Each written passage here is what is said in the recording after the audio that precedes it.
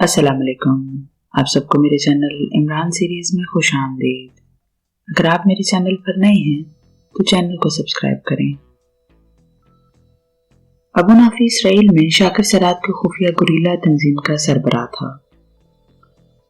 उसका ग्रुप उकाब कहलाता था और ये ग्रुप इसराइल में तबाही फैलाने के लिए हरकत में रहता था, मगर छोटी छोटी पुलियां और गैर अहम इमारतों की तबाही से ज्यादा वो कुछ न कर सके थे, क्योंकि इसराइल में GP5 की गिरफ्त बेहद सख्त थी और अबू नाफे के लिए यहाँ के हालात इंतहाई कठिन थे। मगर फिर भी वो कुछ न कुछ करता ही रहता था। शाकिर सरात ने एक खुफिया कॉल के जरिए इमरान और उसके साथियों के मुताल्लिक अबू नाफे को तफसीलात से आगाह कर दिया था और उनकी हर मुमकिन इमदाद के लिए कहा था। इधर जब अबू नाफे को ये रिपोर्ट मिली कि इमरान, जिसे वो प्रिंस के नाम से जानता था, उसने इसराइल में दाखिल होते ही एक बड़ा डैम और एक अहम तरीन पुल उड़ा दिया है, तो मुसरत से उसका रुआ रुआ नाच रहा था। यही वजह थी कि जब इमरान ने अबू नाफे से मुलाकात की तो वो इमरान से बड़े एहतराम से पेश आया। अबू नाफे ने बड़ी मेहनत के बाद GP5 और रेड आर्मी के हेडक्वार्टर्स में अपने आदमी अहम जगहों पर मुतय्यन करवाए थे और यही लोग उसे तमाम खबरें देते थे। आज भी अबू नाफे जैसे ही अपने खुफिया ऑपरेशन रूम में पहुंचा, उसने कमरे का रंग बदला हुआ देखा। अबू नाफे ने अपने खास कमरे की दीवारों पर ऐसा मैकेनिज्म कर रखा था कि अगर कोई ट्रांसमीटर कॉल आती तो बजाय घंटी बजने या सीटी बजने के कमरे की दीवारों का रंग हल्का सा तब्दील हो जाता था। इस तरह वो समझ जाता कि उसके लिए कोई अहम तरीन कॉल है और वहां कमरे में मौजूद लोगों को इसका एहसास तक न होता था। इस वक्त रात आधी से ज्यादा गुजर चुकी थी और अबू नाफे इमरान की हिदायत पर खुफिया एटमी लेबोरेटरी के मुतालिक तफसीलात हासिल करने का बंदोबस्त करके अभी अभी वापस लौटा था। उसने कमरे का दरवाजा बंद करके एक बटन दबा दिया। अब ये कमरा मुकम्मल तौर पर साउंड प्रूफ हो गया था। फिर अबू नाफे तेजी से मेज की तरफ बढ़ा। उसने मेज को एक मखसूस अंदाज में धकेला। मेज का एक पाया एक तरफ हटता चला गया। अबू नाफे ने इस जगह को दबाया जहां मेज का पाया मौजूद था और उसी लम्हे फर्श पर से सीमेंट का एक ब्लॉक खट से एक तरफ हटता चला गया। इस खला में एक छोटा सा मगर इंतहाई जदीद साख्त का ट्रांसमीटर मौजूद था जो जमीन में नस्ब था। अबू नाफे ने वहीं फर्श पर बैठकर उसका बटन ऑन कर दिया। दूसरे ही लम्हे एक आवाज सरसराई हुई बुलंद हुई। वो महसूस हो रहा था जैसे टेप चल रहा हो और ये वाकई टेप था। अबू नाफे के इस जदीद तरीन ट्रांसमीटर में यही कमाल था कि कॉल टेप कर लेता था। बाद में अबू नाफे इसे सुन लेता और फिर जैसे मुनासिब समझता मजीद अहकामात दे देता था।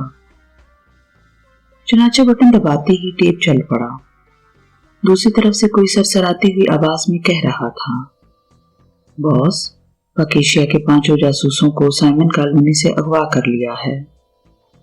ये कारनामा रेड आर्मी के मेजर हैरिस ने सर अंजाम दिया है। उन्हें रेड आर्मी के हेडक्वार्टर में रखा गया है।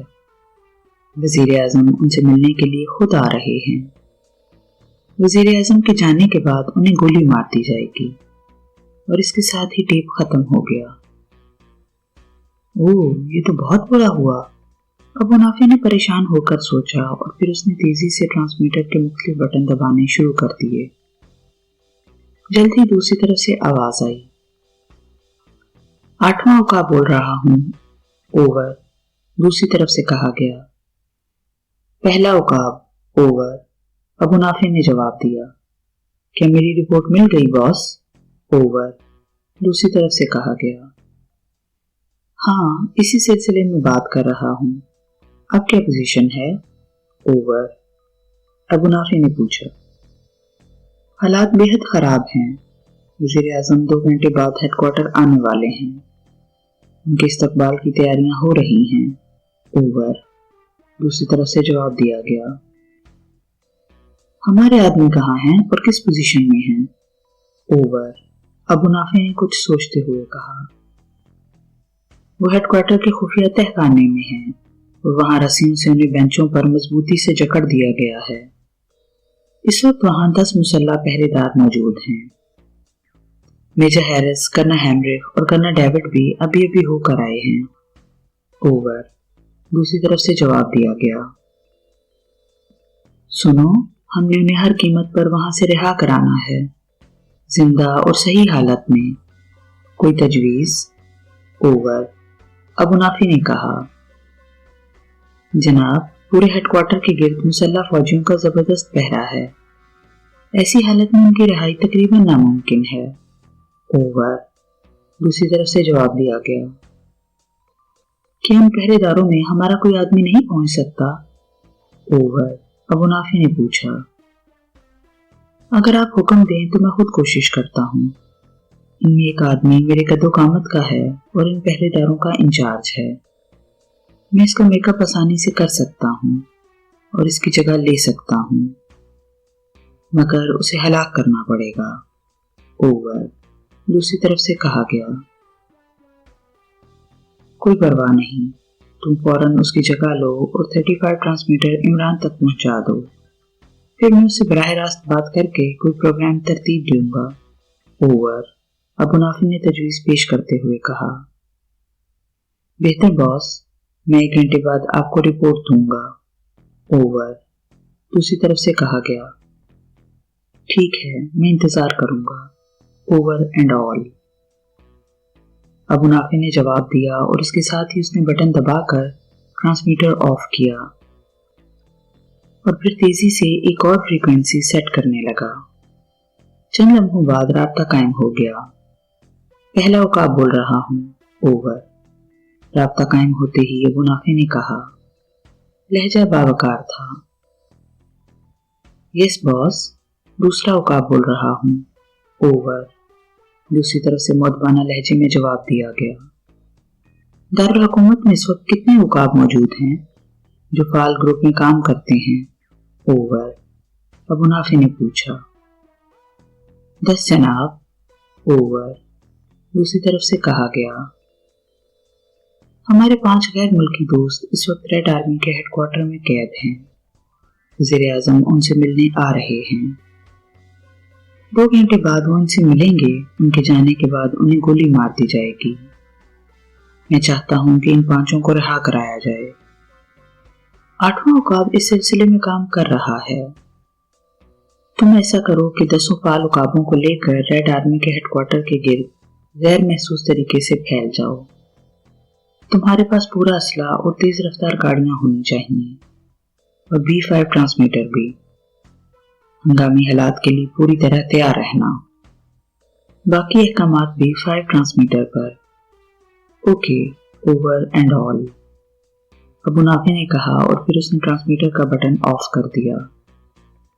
अब वो कुर्सी पर बैठा आने वाले वक्त के मुतालिक सोच रहा था। पहले तो उसका ख्याल था कि वो हेडक्वार्टर पर चढ़ दौड़े और वहां तबाही और अफरा तफरी फैला दे, मगर फिर उसने ये ख्याल तर्क कर दिया, क्योंकि वो जानता था कि वज़ीर आज़म के वहां आने की वजह से वहां जबरदस्त हिफाजती इक़दाम किए गए होंगे और ऐसी सूरत हाल में कोई अंधाधुंध कदम उठाना इंतहाई नुकसान का बाइस बन सकता था। अबू नाफी चूंकि इमरान की सलाहियतों से बेहद मुतासिर था, इसलिए उसने उससे बात करके प्रोग्राम मुरतब करने का फैसला किया था।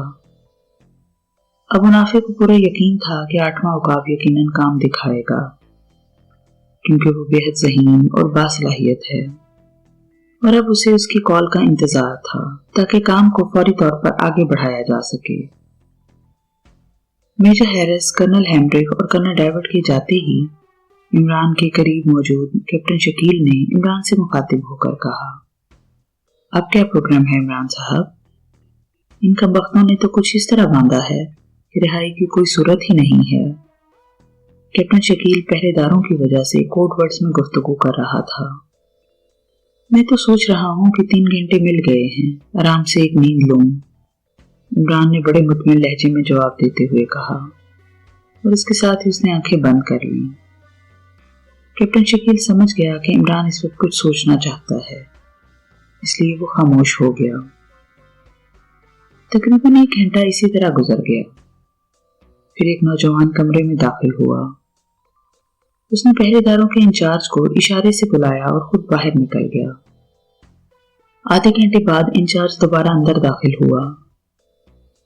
تم سب لوگ اطمینان سے کھڑے ہو جاؤ، ابھی وزیر اعظم کے آنے میں کافی دیر ہے اور مجرم باندھے ہوئے ہیں، انچارج نے پہرے داروں سے مخاطب ہو کر کہا، اور پہرے داروں نے جو اسٹین گنوں کو عمران وغیرہ کی طرف سیدھا کیے ہوئے بڑے چوکنے انداز میں کھڑے تھے، یہ ایک دم ڈھیلے پڑ گئے اور انہوں نے طویل سانسیں لیتے ہوئے اسٹین گنیں کاندھوں سے لٹکا لیں اور آرام سے کھڑے ہو گئے۔ انچارج اب آہستہ آہستہ قدم اٹھاتا ہوا عمران کی طرف بڑھا۔ عمران آنکھیں بند کیے خاموش پڑا تھا، یوں لگتا تھا جیسے وہ واقعی سو گیا ہو۔ انچارج نے عمران کے قریب پہنچ کر اپنا ہاتھ اس کی طرف بڑھایا اور پھر پوری قوت سے اس کے گال پر تھپڑ جڑ دیا۔ الو کی دم، دیکھو کیسے مزے سے سو رہا ہے، انچارج نے انتہائی غصیلے لہجے میں کہا۔ تھپڑ لگتے ہی عمران نے آنکھیں کھول دیں، اس کی آنکھوں میں وحشت کے تاثرات ابھر آئے تھے۔ اب منافع سے بات کرو، اچانک انچارج نے انتہائی مدھم لہجے میں کہا، اور عمران نے ایک بار پھر آنکھیں بند کر لیں۔ عمران کو احساس ہو گیا تھا کہ تھپڑ کے ساتھ اس کے کان سے کوئی بٹن چپک گیا ہے، اور پھر اس کے ساتھ ہی اس کے کان میں ابو نافع کی مدھم سی آواز سنائی دی۔ پرنس، میں ابو نافع بول رہا ہوں، انچارج ہمارا آدمی ہے، تم افریقی زبان میں مجھ سے بات کر سکتے ہو، تمہاری بڑبڑاہٹ بھی مجھے پہنچ جائے گی۔ میں یہاں سے تمہاری رہائی چاہتا ہوں، میرے آدمی عمارت کے باہر اسلحہ اور تیز رفتار کاریں لیے موجود ہیں، اب تم کوئی تجویز بتاؤ، ابو نافع نے کہا۔ ابو نافع، میرا پروگرام یہ ہے کہ جب وزیر اعظم ہم سے ملنے کے لیے آئے تو میں اسے یرغمال بنا لوں اور اس کی زندگی کے بدلے اپنے ساتھیوں کو رہا کراؤں۔ عمران نے آنکھیں بند کیے افریقی زبان میں بڑبڑاتے ہوئے جواب دیا۔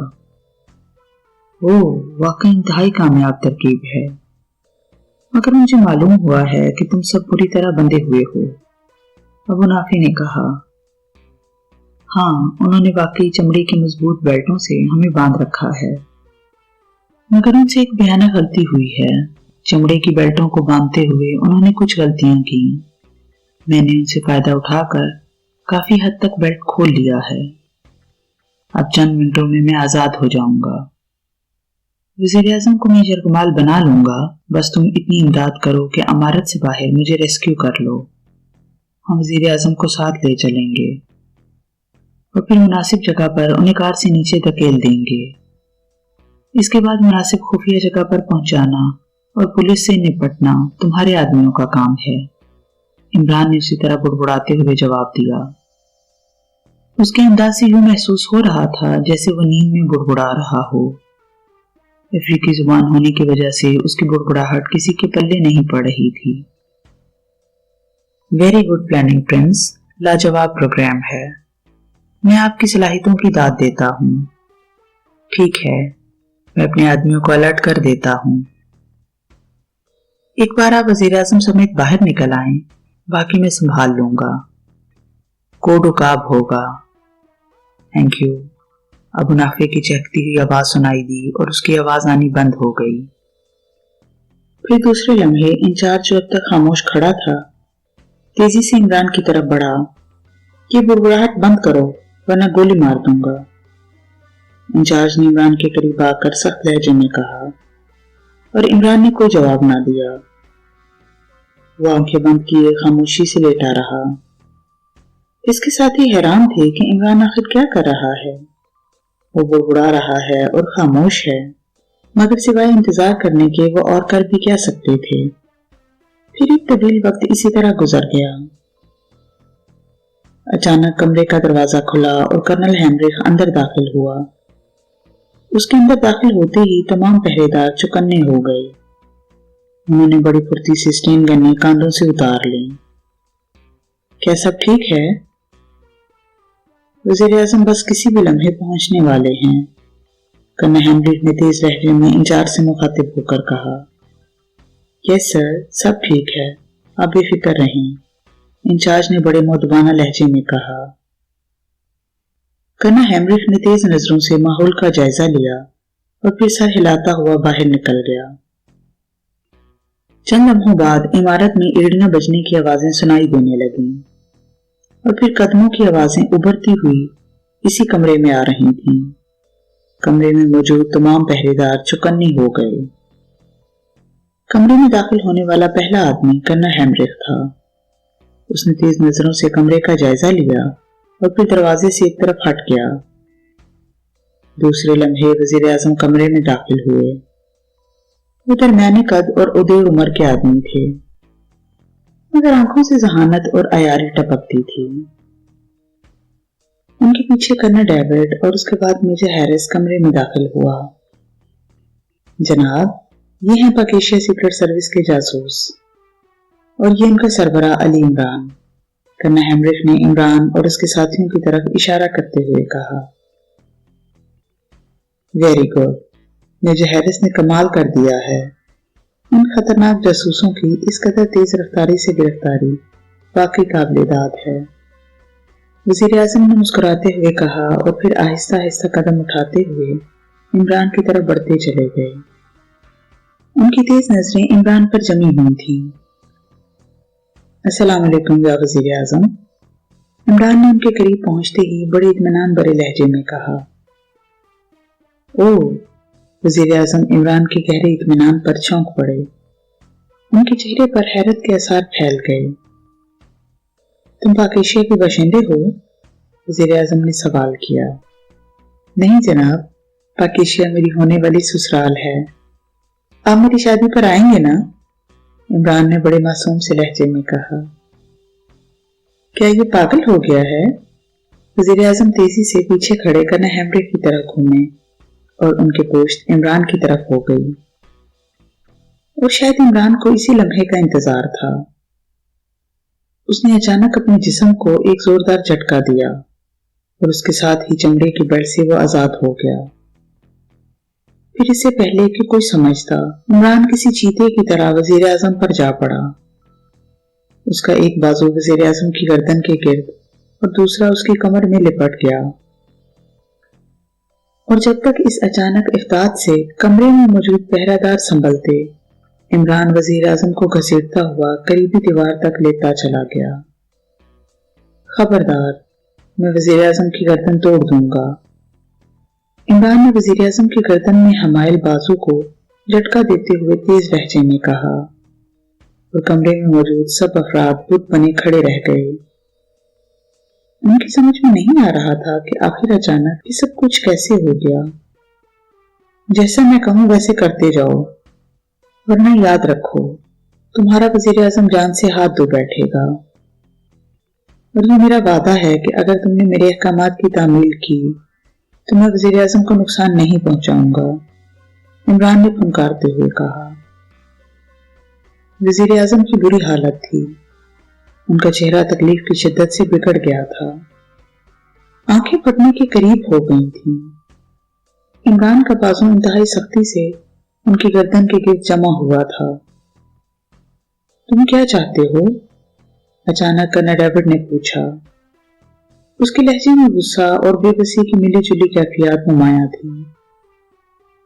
میرے ساتھیوں کو رہا کرو اور ان کے ہاتھوں میں سٹیم کرنے دے دو، جلدی کرو ورنہ، عمران نے بازو کو جھٹکا دیتے ہوئے کہا، اور وزیر اعظم کی زبان باہر نکل آئی۔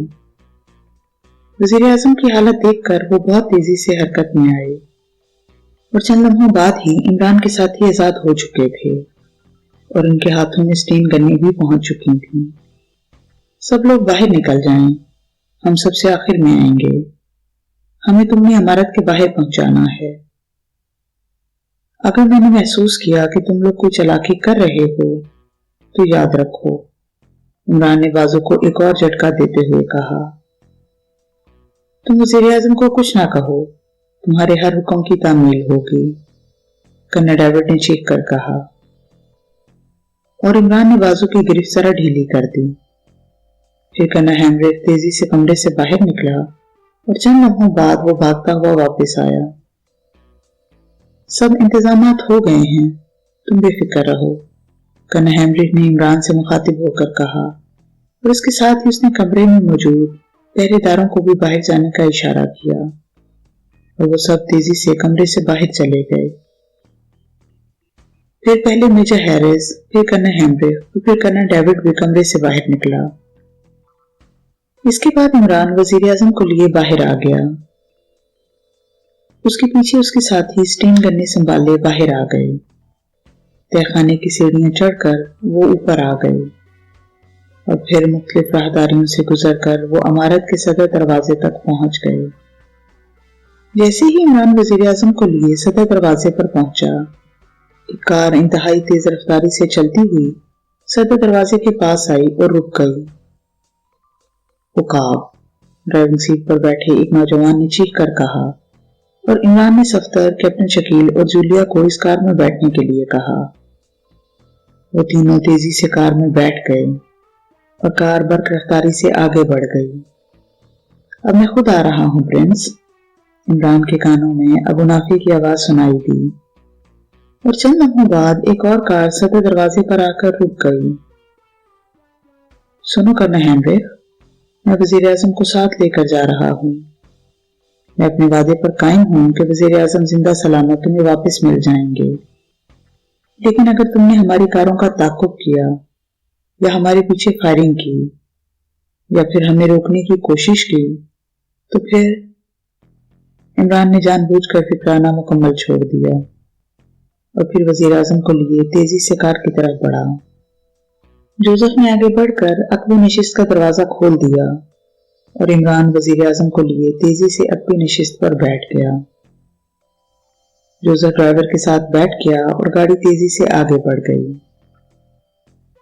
بہت خوب پرنس، بہت خوب، اب اس وزیر اعظم کا گلا گھونٹ دو، اس شیطان نے ہمارا ناطقہ بند کر رکھا ہے، ڈرائیونگ سیٹ پر بیٹھے ہوئے ابو نافع نے ہنستے ہوئے کہا۔ ابھی نہیں، تم نے کیا پروگرام بنایا ہے؟ میرا خیال ہے کہ ہیلی کاپٹروں سے ہمارا تعاقب کیا جا رہا ہوگا، عمران نے سخت لہجے میں کہا۔ اوہ، اس کا تو مجھے خیال ہی نہیں آیا۔ بہرحال ہم تھوڑی دیر بعد یہ کاریں چھوڑ دیں گے، یہ چوری کی کاریں ہیں، ابو نافع نے کہا، اور اس نے تیزی سے کار کا رخ ایک تنگ سڑک کی طرف موڑ دیا۔ اس سڑک پر گہرا اندھیرا چھایا ہوا تھا کیونکہ یہاں اسٹریٹ لائٹس نہیں تھیں۔ پھر ابو نافع نے کچھ دور آگے جا کر کار روک دی اور پھر تیزی سے نیچے اتر آیا۔ باہر آ جاؤ، ابو نافع نے کہا۔ اسی لمحے عمران نے وزیر اعظم کی گردن کو مخصوص انداز میں بازو سے دبایا اور وزیر اعظم کی آنکھیں بند ہوتی چلی گئیں۔ وہ بے ہوش ہو چکا تھا۔ عمران نے وزیر اعظم کو سیٹ پر دھکیلا اور پھر تیزی سے نیچے اتر آیا۔ میرے پیچھے آؤ، ابو نافع نے کہا، اور وہ تینوں بھاگتے ہوئے سڑک کراس کر کے ایک تنگ سی گلی میں گھس گئے۔ ابو نافع نے گلی میں واقع ایک مکان کے دروازے پر مخصوص انداز میں دستک دی اور دوسرے لمحے دروازہ کھل گیا۔ ابو نافع عمران اور جوزف کو ہمراہ لیے مکان میں داخل ہو گیا۔ مکان کے صحن میں گٹر کا دہانہ موجود تھا جس کا ڈھکن کھلا ہوا تھا اور لوہے کی سیڑھیاں نیچے جا رہی تھیں۔ ابو نافع نیچے اترتا چلا گیا، پھر جوزف اور آخر میں عمران نیچے اترے۔ عمران نے نیچے اترتے ہی باہر پڑا ہوا ڈھکن واپس دہانے پر رکھ دیا۔ گٹر خشک تھا اور خاصا تنگ تھا۔ یہ پرانا گٹر ہے جو اب خشک ہو چکا ہے، ابو نافع نے جیب سے ٹارچ نکالتے ہوئے کہا، اور پھر ٹارچ کی روشنی میں وہ بھاگتے چلے گئے۔ کافی طویل سفر طے کرنے کے بعد وہ ایک جگہ گٹر میں روشنی دیکھ کر ابو نافع کی رفتار سست ہو گئی۔ یہ روشنی اوپر سے آ رہی تھی، یہ بھی ایک دہانہ تھا جو کھلا ہوا تھا۔ ابو نافع سیڑھیاں چڑھتا ہوا اوپر گیا اور پھر اس نے عمران اور جوزف کو بھی اوپر آنے کا اشارہ کیا۔ چند لمحوں بعد جب وہ باہر نکلے تو انہوں نے اپنے آپ کو ایک ویران سے مکان میں کھڑے دیکھا۔ ابو نافع کی رہنمائی میں اس مکان سے نکل کر وہ آگے بڑھے اور پھر مختلف گلیوں سے ہوتے ہوئے وہ گلی کے سرے پر آئے جہاں ایک کار موجود تھی۔ اور وہ خالی تھی۔ ابو نافع نے ڈرائیونگ سیٹ سنبھال لی اور عمران اس کے ساتھ بیٹھ گیا، جبکہ جوزف اگلی سیٹ پر رینگ گیا۔ اب ابو نافع خاصی تیز رفتاری سے کار دوڑائے جا رہا تھا۔ اب تک انہیں بے ہوش وزیر اعظم مل گیا ہوگا، اب وہ پوری سرگرمی سے ہمیں تلاش کر رہے ہوں گے، عمران نے کہا۔ بے ہوش وزیر اعظم؟ تو کیا آپ نے اس کا خاتمہ نہیں کیا تھا؟ ابو نافع نے چونک کر پوچھا۔ نہیں، میں وعدہ کر چکا تھا، عمران نے سرد لہجے میں جواب دیا اور ابو نافع خاموش ہو گیا۔ مختلف تنگ سڑکوں سے گزرنے کے بعد ابو نافع نے کار ایک گیراج میں لا کر کھڑی کر دی اور پھر وہ تینوں باہر آ گئے۔ ابو نافع نے گیراج کا دروازہ بند کر دیا اور ایک بار پھر وہ مختلف گلیوں سے گزرنے کے بعد ایک بڑے سے مکان کے دروازے پر پہنچ گئے۔ ابو نافع نے دروازے پر مخصوص انداز میں دستک دی، دوسرے لمحے دروازہ کھل گیا۔ دروازہ کھولنے والا ایک نوجوان تھا۔ مہمان پہنچ گئے؟ ابو نافع نے اندر داخل ہوتے ہوئے پوچھا۔ جی ہاں، نوجوان نے جواب دیا، اور ابو نافع نے اطمینان سے سر ہلایا اور پھر وہ عمران اور جوزف کو لیے ایک کمرے میں داخل ہو گیا۔ وہاں صفدر، جولیا اور کیپٹن شکیل پہلے سے ہی موجود تھے۔ یہ لو بھائی اپنا بٹن نما ٹرانسمیٹر، اس کے لیے مجھے ایک تھپڑ کھانا پڑ گیا ہے۔ عمران نے کان کے اندر سے بٹن نما ٹرانسمیٹر نکال کر ابو نافع کے ہاتھ پر رکھتے ہوئے کہا، اور پھر وہ آرام دہ کرسی پر ڈھیر ہو گیا۔ آپ نے لاجواب ترکیب سوچی تھی پرنس۔ وزیر اعظم کی وجہ سے وہ چوہوں کی طرح بے بس ہو گئے تھے۔ ابو نافع نے ایک کرسی پر بیٹھتے ہوئے تحسین آمیز لہجے میں کہا۔ ہاں، اس وقت وہ بے بس ہو گئے تھے، مگر اب زخمی چیتوں کی طرح ہمیں تلاش کر رہے ہوں گے، عمران نے جواب دیا۔ آپ بے فکر رہیں، وہ یہاں تک نہیں پہنچ سکتے، ابو نافع نے ہنستے ہوئے کہا۔ بھائی مجھے تو نیند آ رہی ہے، کم بختوں نے سونے ہی نہیں دیا، عمران نے جوائیاں لیتے ہوئے کہا۔ ٹھیک ہے، میں ملازم کو بھیجتا ہوں، وہ آپ کو خوابگاہ تک پہنچا دے گا۔ میں صبح آؤں گا، ذرا شہر کے حالات کا جائزہ بھی لے لوں، ابو نافع نے اٹھتے ہوئے کہا اور پھر وہ تیزی سے قدم اٹھاتا ہوا کمرے سے باہر چلا گیا۔ وزیر اعظم کا ریڈ آرمی کے ہیڈ کوارٹر سے یوں دیدہ دلیری سے اغوا ایک ایسا معاملہ تھا جو اسرائیل کے اعلیٰ حکام کے لیے ایک خوفناک دھماکہ ثابت ہوا۔ گو وزیر اعظم تھوڑی دیر بعد ہی تاریخ سڑک پر کار میں بے ہوش پڑے مل گئے تھے، مگر اس کے باوجود یہ واقعہ اس قدر سنگین تھا کہ پوری حکومت میں زلزلہ آ گیا۔ صدر مملکت نے فوری طور پر ایک ٹاپ سیکرٹ ہنگامی میٹنگ کال کر لی۔ پریزیڈنٹ ہاؤس کا میٹنگ ہال کھچا کھچ بھرا ہوا تھا۔ تمام محکموں کے چیف سیکرٹری، مسلح افواج کے سربراہ، ملٹری انٹیلیجنس کے سربراہ، ریڈ آرمی کا کرنل ہینریک، GP5 کا کرنل ڈیوڈ، غرض کے ملک کے تمام اعلیٰ ترین حکام میٹنگ ہال میں موجود تھے۔ وزیر اعظم بھی ایک طرف کرسی پر خاموش بیٹھے تھے۔ چند لمحوں بعد ہال کا خفیہ دروازہ کھلا اور صدر مملکت اندر داخل ہوئے۔ تمام شرکاء احتراماً کھڑے ہو گئے اور پھر صدر مملکت کے بیٹھنے کے بعد سب لوگ بیٹھ گئے۔ کرنل ڈیوڈ، رپورٹ پیش کرو۔ صدر مملکت نے GP5 کے سربراہ کرنل ڈیوڈ سے مخاطب ہو کر انتہائی سرد لہجے میں کہا۔ سر، مجرموں کے اسرائیل میں داخل ہونے سے پہلے ہمارے ایشیائی فورن آفس سے رپورٹ دی گئی کہ شاہ سرات نے پاک ایشیا کے سرکاری دورے کے دوران پاک ایشیا کی سیکرٹ سروس کے سربراہ X2 سے خصوصی ملاقات کی ہے، مگر اس ملاقات کی تفصیلی رپورٹ مہیا نہ ہو سکی۔ بہرحال اس رپورٹ پر میں اس نتیجے پر پہنچا کہ شاید شاہ سرات نے ہمارے ملک میں تباہی اور نقصان پہنچانے کے لیے X2 کی خدمات حاصل کی ہیں۔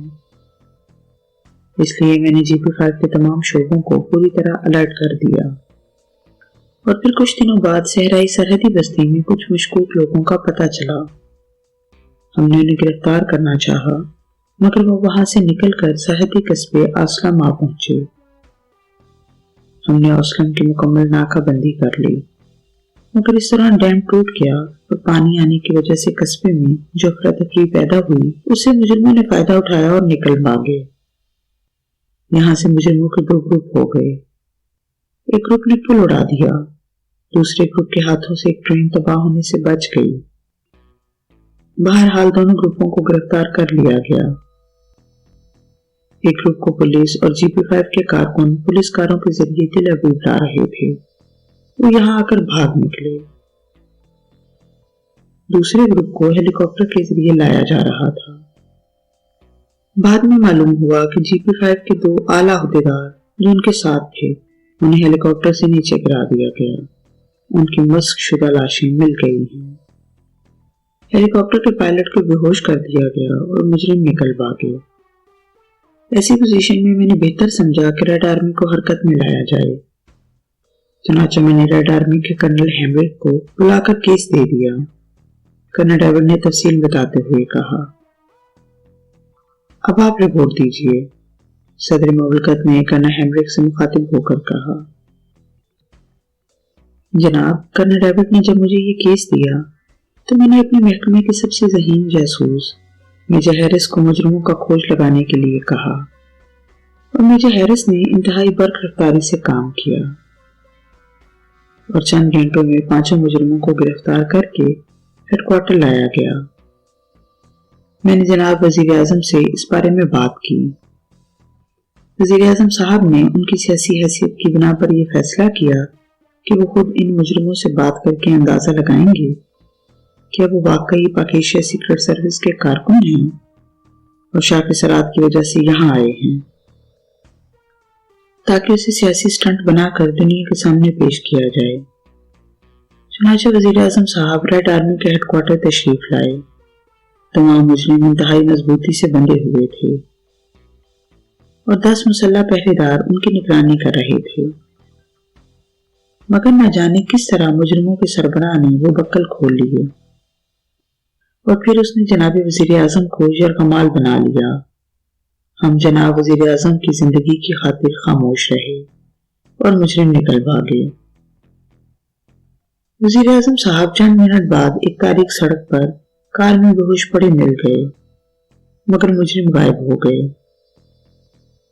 ان کی تلاش ابھی تک جاری ہے، کرنل ہیمرک نے رپورٹ پیش کرتے ہوئے کہا۔ آپ نے وزیر اعظم کی زندگی بچانے اور مجرموں کی گرفتاری کے لیے فوری طور پر کیا اقدامات کیے؟ صدر مملکت نے انتہائی سخت لہجے میں پوچھا۔ جناب، چونکہ مجرموں نے دھمکی دی تھی کہ اگر ان کی کاروں کا تعاقب کیا گیا تو وہ وزیر اعظم صاحب کو ہلاک کر دیں گے، اس لیے ہم فوری طور پر ہیلی کاپٹروں کو حرکت میں لائے تاکہ مجرموں کا تعاقب ان کی لا علمی میں کیا جائے۔ مگر مجرم بے حد چالاک، ہوشیار اور خطرناک ہیں۔ وہ کاریں چھوڑ کر نکل گئے اور وہ کاریں بھی چوری کی نکلی۔ اس طرح ہمارے تمام انتظامات درے کے درے رہ گئے۔ کرنل ہیمرک نے ندامت بھرے لہجے میں کہا، اس کا مطلب ہے کہ اگر مجرم چاہتے تو وزیر اعظم کو ہلاک کر سکتے تھے، صدر مملکت نے انتہائی غصیلے لہجے میں کہا۔ کرنل ہیمرک نے اس بات کا کوئی جواب نہ دیا اور ندامت سے سر جھکائے کھڑا رہا۔ مجرم مجھے جس کار میں لے گئے تھے اس کا ڈرائیور اس بات پر اصرار کر رہا تھا کہ مجھے ہلاک کر دیا جائے، مگر اس کے ساتھی نے اس کی بات نہیں مانی اور مجھے صرف بے ہوش کر کے چھوڑ دیا، وزیر اعظم نے اسپاٹ لہجے میں کہا۔ اس سے ظاہر ہوتا ہے جناب کہ کاریں لے آنے والے مجرم اور تھے اور ہیڈ کوارٹر سے بھاگنے والے مجرم اور تھے۔ اگر وہ ایک ہوتے تو یقیناً ایک دوسرے کی بات مانتے، ملٹری انٹیلیجنس کے سربراہ نے کھڑے ہو کر کہا۔ بالکل یہ بات درست ہے، مجرموں کے 2 گروہ تھے۔ کار ڈرائیور مجھے یہیں کا باشندہ معلوم ہوتا تھا، وزیر اعظم نے جواب دیتے ہوئے کہا۔ اب مسئلہ یہ ہے کہ ان مجرموں کی گرفتاری کیسے ہو؟ ہم ان کی تلاش میں پورے تل ابیب کی تلاشی تو نہیں لے سکتے، صدر مملکت نے کچھ دیر سوچنے کے بعد کہا۔ جناب، ان کی تلاش بھرپور طریقے سے جاری ہے، GP5 اور रेड आर्मी के तमाम आदमी उनकी तलाश में मसरूफ हैं। हमें यकीन है कि जल्द ही उनका खोज मिल जाएगा, कर्नल डेविड ने जवाब दिया। मगर जनाब, पहले ये बात सोचनी चाहिए कि इतने खतरनाक मुजरिमों का यहाँ आने का मकसद क्या है। अगर हमें उनके मकसद का इल्म हो जाए तो यकीनन हम हिफाजती इक़दामात के जरिए उनको गिरफ्तार कर सकते हैं, वज़ारत दफ़ा के चीफ सेक्रेटरी ने कहा। हाँ, ये बात अहम है। कर्नल हेनरिक, आपका क्या ख्याल है? सदर मुमलकत ने कहा। जनाब, जहां तक मेरा आइडिया है, मुजरिम यहाँ किसी बहुत बड़े मिशन पर आए हैं। एक ऐसा मिशन जिसमें इसराइल को बहुत नुकसान पहुंचाया जा सके, कर्नल हेनरिक ने कहा। वो मिशन क्या हो सकता है? सदर मुमलकत ने सवालिया लहजे में पूछा। हो सकता है कि वो हमारे दिफाई निजाम की तफसीलात हासिल करने आए हों ताकि अरब ममालिक इससे भरपूर फायदा उठा सकें, वज़ारत दफ़ा के चीफ सेक्रेटरी ने कहा। हाँ, ये भी हो सकता है। कोई और तजवीज़? सदर मुमलकत ने सर हिलाते हुए कहा। जनाब, मेरा ख्याल है इतने खतरनाक मुजरिम कहीं हमारी एटमी लेबोरेटरी को तबाह करने ना आए हों, क्योंकि हमारी एटमी लेबोरेटरी से तमाम अरब ममालिक बुरी तरह खौफज़दा हैं। वज़ारत तहकीक और साइंसी इजादात के चीफ सेक्रेटरी ने उठकर कहा। ओह, ये भी मुमकिन है। बल्कि मेरा ख्याल है कि उनका मिशन यही होगा, क्योंकि दिफाई निजाम की तफसीलात चोरी होने के फौरन बाद चंद घंटों में तब्दील की जा सकती हैं। अलबत्ता एटमी रिसर्च लेबोरेटरी का मसला दूसरा है। अगर ये लेबोरेटरी तबाह कर दी गई तो इसराइल दिफाई लिहाज से न सिर्फ इंतहाई कमजोर हो जाएगा बल्कि बहुत पीछे रह जाएगा, सदर मुमलकत ने कहा। आपकी बात बिल्कुल दुरुस्त है जनाब। हमें चाहिए कि हम एटमी रिसर्च लेबोरेटरी की कड़ी हिफाजत करें, जबकि इस वक्त जिस नई इजाद पर रिसर्च हो रही है वो इतनी अहम है कि अगर उसका इंकशाफ भी हो गया तो पूरी दुनिया में तहलका मच जाएगा, और हो सकता है कि वो सुपर पावर जो हमारे हिमायती हैं वो भी हमारा साथ छोड़ जाएं, या वो इजाद खुद ले उड़े, वज़ीर आज़म ने कहा। हाँ, ये बात दुरुस्त है। तो फिर ये तय रहा कि मुजरिम दोनों साइडों पर मार कर सकते हैं, एक दिफाई निजाम की तफसीलात और दूसरा रिसर्च लेबोरेटरी पर। हमें दोनों इतराफ पर चौकन्ना रहना चाहिए। मैं मिलिट्री इंटेलिजेंस को दिफाई निजाम वाली साइड की हिफाजत पर मामूर करता हूँ, और एटमी रिसर्च लेबोरेटरी के लिए रेड आर्मी और GP5 काम करेगी, सदर मुमलकत ने फैसला कुन लहजे में कहा। आपका फैसला बिल्कुल दुरुस्त है जनाब, कर्नल हेनरिक, कर्नल डेविड और मिलिट्री इंटेलिजेंस के सरबराह ने बैक वक्त कहा। और देखो, इस सिलसिले में मामूली सी गफलत और कोताही बर्दाश्त नहीं की जाएगी। आप तीनों को हंगामी हालात के तहत रेड ऑर्डर दिए जा रहे हैं। इन ऑर्डर के तहत आप हर वो कदम उठा सकते हैं जो जरूरी महसूस करें, और किसी से इजाजत या हुक्म लेने की जरूरत नहीं, सदर मुमलकत ने कहा। और इन तीनों ने सर झुका दिया। मीटिंग बर्खास्त। मैं जल्द से जल्द मुजरिमों की जिंदा या मुर्दा हर सूरत में गिरफ्तारी चाहता हूँ, सदर मुमलकत ने उठते हुए कहा, और फिर वो तेजी से खुफिया दरवाजे की तरफ बढ़ते चले गए। मीटिंग में मौजूद तमाम अफराद बारी बारी मीटिंग हॉल से बाहर निकले और फिर अपनी अपनी कारों में सवार होकर रवाना हो गए। जल्द ही हॉल खाली हो गया। हॉल के बाहर मौजूद निगरानी करने वालों का इंचार्ज खाली हॉल में दाखिल हुआ और फिर वो सीधा एक दीवार की तरफ बढ़ता चला गया। उसने एक जगह दीवार के साथ लगे हुए कालीन का सिरा उठाया और उसके नीचे से एक छोटा सा आला उठाया और तेजी से जेब में डाल लिया। ये एक जदीद तरीन टेप रिकॉर्डर था जिसमें मीटिंग की तमाम कार्रवाई टेप हो चुकी थी। टेप जेब में डालकर वो हॉल से बाहर निकला और फिर उसने निगरानी पर मौजूद तमाम सिपाहियों को ऑफ कर दिया और खुद भी प्रेसिडेंट हाउस से बाहर निकल गया। ایک چھوٹے سے کمرے میں اس وقت 6 افراد موجود تھے۔ وہ سب ایک میز کے گرد موجود کرسیوں پر بیٹھے ہوئے تھے۔ میز کے درمیان میں ایک ٹیپ ریکارڈر چل رہا تھا۔ وہ سب خاموشی سے بیٹھے ٹیپ سن رہے تھے۔ یہ پریزیڈنٹ ہاؤس میں کال کی جانے والی ہنگامی مگر ٹاپ سیکرٹ میٹنگ کی کارروائی تھی۔ میز کے گرد بیٹھے ہوئے 6 افراد میں 5 تو عمران اور اس کے ساتھی تھے، جبکہ چھٹا ابو نافع تھا جو ابھی یہ ٹیپ لے کر آیا تھا۔ جب ٹیپ ریکارڈر سے آواز نکلنی بند ہو گئی تو ابو نافع نے ہاتھ بڑھا کر اس کا بٹن آف کر دیا۔ اچھا، تو اس کا مطلب ہے کہ وہ لوگ اب پوری طرح چوکنے ہیں، عمران نے طویل سانس لیتے ہوئے کہا۔ پرنس، ریڈ آرڈر کا مطلب ہے کہ یہ لوگ اب وسیع ترین اختیارات کے حامل ہیں۔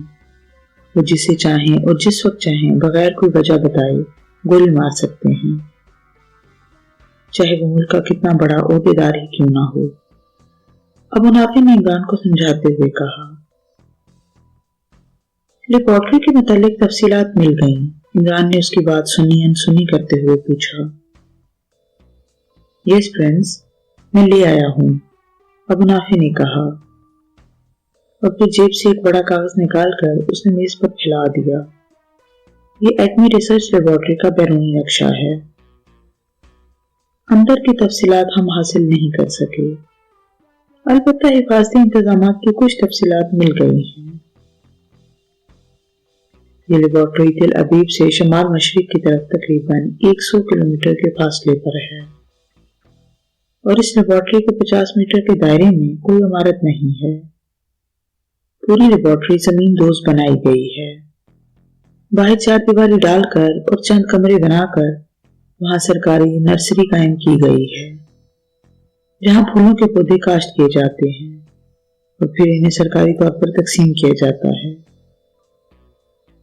دوسرے لفظوں میں وہاں بظاہر ایک سرکاری پلانٹ نرسری قائم ہے، مگر اندر لیبارٹری ہے جس کا راستہ بھی اندر ہی سے کہیں جاتا ہے، جہاں ہر وقت مالیوں کے روپ میں مسلح فوجی رہتے ہیں۔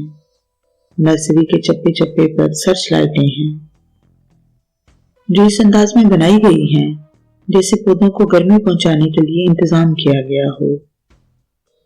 تمام نرسری کو فوٹو الیکٹرا ویژن سسٹم سے کنٹرول کیا جاتا ہے۔ اس سسٹم سے نرسری کی حدود میں داخل ہونے والی ایک چیونٹی کی کارکردگی بھی چیک کی جاتی ہے اور اس کی فلم بنائی جاتی ہے۔ اس فوٹو الیکٹرا ویژن سسٹم کو لیبارٹری کے اندر سے ہی کہیں کنٹرول کیا جاتا ہے۔ نرسری میں تقریباً 200 مسلح افراد مالیوں اور دیگر عملے کے روپ میں ہر وقت رہتے ہیں۔ لیبارٹری میں کام کرنے والے ہفتے میں صرف ایک روز باہر جا سکتے ہیں، اور وہ بھی نرسری کی جیپوں کے ذریعے۔